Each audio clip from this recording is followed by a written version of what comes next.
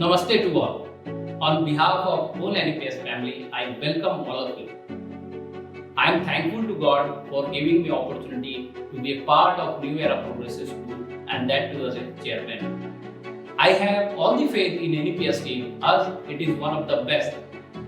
Our goal and long-term vision is to uplift the standard and to make it one of the best schools of Chhattisgarh. Every student is important to us. Not only the academic improvement, but their safety and security is our priority. We are focused and we will create a disciplined environment for students, teachers and all involved in school. Educating students involves team efforts of teachers, parents and students. Knowledge is not confined to books, it goes beyond it. With a holistic approach, we work on overall development of our children.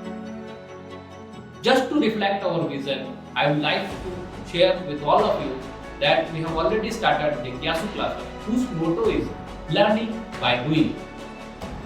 It is run by IIT alumni. A new ERP system has also been implemented to bring more transparency between teacher and parents. This is just a start. We have envisioned many such things to add value in our own system. As a school, I assure you nothing but the best. Thank you all of you.